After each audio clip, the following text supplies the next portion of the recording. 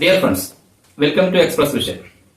വളരെ ഒരു പ്രധാനപ്പെട്ട വിഷയം ചർച്ച ചെയ്യാനാണ് ഈ സമയം ഉപയോഗപ്പെടുത്തുന്നത്. ശ്രദ്ധിച്ച് കേൾക്കുക. നമ്മൾ കഴിഞ്ഞ ദിവസമാണ് കേരള പോലീസ് ഒരു മുന്നറിയിപ്പ് നൽകിയത്, പൂച്ചയുണ്ട് സൂക്ഷിക്കുക എന്നാണ്. AI സാങ്കേതിക വിദ്യ ഉപയോഗിച്ച് ഉണ്ടാക്കുന്ന ആനിമേഷൻ വീഡിയോസായ ഫണ്ണി കാറ്റിന്റെ പല വീഡിയോസും നമ്മുടെ സമൂഹ മാധ്യമങ്ങൾ സോഷ്യൽ മീഡിയയിൽ വൈറലാണ്. കോടിക്കണക്കിന് അല്ലെങ്കിൽ ലക്ഷക്കണക്കിന് കോടിക്കണക്കിന് വ്യൂസ് ഉള്ള വീഡിയോസാണ്. ഇതിന്റെ പ്രശ്നം എന്താണെന്ന് വെച്ചാൽ കഴിഞ്ഞ ഒരു ദിവസം ഒരു വിദ്യാർത്ഥി തന്റെ സഹപാഠിയെ പേന കൊണ്ട് കുത്തി നോവിക്കുകയാണ്. അവൻ കരയുമ്പോൾ ഇവൻ ചിരിക്കുകയാണ്. ഇതെന്താണ് ഇതിന്റെ പ്രശ്നമെന്ന് അധ്യാപകർക്ക് മനസ്സിലായില്ല. അങ്ങനെ രക്ഷിതാക്കൾ വിളിച്ച് അന്വേഷിച്ചപ്പോഴാണ് ഈ വിദ്യാർത്ഥി സ്ഥിരമായി ഓറഞ്ച് കാറ്റിന്റെ വീഡിയോസ് കാണുന്നുണ്ട്. ഇതില് ഉള്ളടക്കം എന്ന് പറയുന്നത് വളരെ ഭീകരമാണ്. കാരണം ക്രൂരമായി തന്റെ സഹകാരികളെ കൊല്ലുന്നതാണ് അതിന്റെ പല തീമുകളും. തന്നെ വിളിച്ചു കൊണ്ടുവന്ന് മദ്യം കൊടുത്ത് അവനെ മയക്കി അവനെ അടിച്ചു കൊന്ന് അത് ഫ്രൈ ചെയ്ത് കഴിക്കുന്ന എന്തൊരു വളരെ മാരകമായ, അല്ലെങ്കിൽ എന്താ പറയാ, എങ്ങനെയാ അതിനെ പറയാന്ന് പറയുമെങ്കിൽ അത്രയും മോശമായ ഒരു ക്രൂരമായ അക്രമ സ്വഭാവമുള്ള ഒരു കാറ്റാണ് അതിലെ നായകൻ. അത് നമ്മുടെ കുട്ടികളുടെ മനസ്സിനെ ചെലുത്തുന്ന സ്വാധീനം ചില്ലറയല്ല. കാരണം അവർ വളർന്നു വരുന്നവരാണ്, അവർ അനുകരണ സ്വഭാവമുള്ളവരാണ്.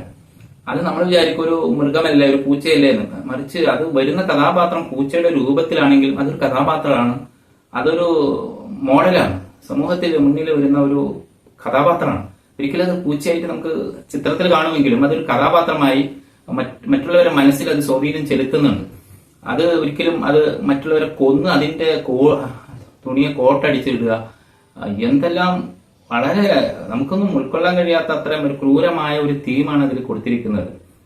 അപ്പൊ അത് നമ്മുടെ കുട്ടികളിൽ വലിയൊരു സ്വാധീനം ചെലുത്തും. ആ കുട്ടികൾ സൈക്കോപാത്തോ അല്ലെങ്കിൽ സാഡിസ്റ്റിക് പേഴ്സണാലിറ്റി ഡിസോർഡറിലൊക്കെ അവർ പോകാം, നാർസിസ്റ്റിക് പേഴ്സണാലിറ്റിയും രൂപപ്പെടാം. അത് അവർക്ക് ഇതൊക്കെ മറ്റുള്ളവരോടുള്ള സഹാനുഭൂതി കുറയ്ക്കുകയും ഒരു നല്ല മറ്റുള്ളവരെ അംഗീകരിക്കാനോ മറ്റുള്ളവരെ ഉൾക്കൊള്ളാനോ ഒന്നും കഴിയാതെ ക്ഷമയില്ലാത്ത എടുത്തുചാട്ടക്കാരായ ഒരു തലമുറയായിരിക്കും ഇത്തരം വീഡിയോസ് കണ്ടുവരുന്ന കുട്ടികളിൽ ഉണ്ടാവുക.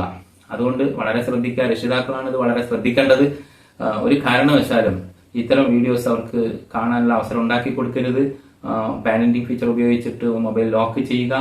കഴിയുന്നതും നല്ല കാര്യങ്ങൾ പറഞ്ഞു കൊടുക്കുക. എന്തെങ്കിലും ഒരു പ്രശ്നങ്ങൾ വരുമ്പോൾ അത് സഹിക്കാനുള്ള സഹനവും അവധാനതയും നമ്മൾ പഠിപ്പിച്ചു കൊടുക്കുക. അത് വലിയൊരു വിഷയമാണ്. ഒരു മനുഷ്യന്റെ ഏറ്റവും വലിയ വിജയത്തിന് ഹേതുവാകേണ്ടത് സഹനവും അവധാനതയാണ്. ഇത് നേരെ തിരിച്ചാണ് ഉണ്ടാവുന്നത്. എടുത്തുചാട്ടം, എന്തിനും പ്രതികരിക്കുക, പെട്ടെന്നുള്ള ഒരു പ്രതികരണങ്ങൾ എന്തെങ്കിലും. അതുകൊണ്ട് തന്നെയാണ് നമ്മൾ ഈ കാണുന്നത്. ഇപ്പോഴും കണ്ടില്ലേ, ഒരു പ്രിൻസിപ്പലിനെ 2 വിദ്യാർത്ഥികൾ, ഹയർ സെക്കൻഡറി വിദ്യാർത്ഥികൾ കൊന്നു. ഇങ്ങനെ നിരവധി വാർത്തകൾ നമ്മൾ വരുമ്പോൾ ഇതിന്റെയൊക്കെ പിന്നാമ്പുറം നമ്മൾ അവരെ കുറ്റപ്പെടുത്തുകയാണ്. പക്ഷെ സത്യത്തിൽ അതല്ല, മറിച്ച് അവർ അതിന് പ്രേരകമായത്, അവർ അതിനെ രൂപപ്പെട്ടത്, ആ സ്വഭാവത്തിലേക്ക് അവർ രൂപപ്പെടുന്നത് തീർച്ചയായും ഇത്തരം വീഡിയോസും ഇത്തരം സിനിമാസും അതുപോലുള്ള പല സോഷ്യൽ മീഡിയയിലുള്ള റീൽസുകളുമാണ്. മറ്റുള്ളവരെ ഇൻസൾട്ട് ചെയ്തിട്ട് അത് കണ്ടിച്ചിരിക്കുന്ന ഒരവസ്ഥ, അതൊക്കെ വളരെ ഖേദകരമാണ്. നമ്മുടെ മനസ്സിൽ രൂപപ്പെടുന്ന ഒരു സ്വഭാവ വൈകല്യം എന്നുള്ളത് ചെറുതല്ല.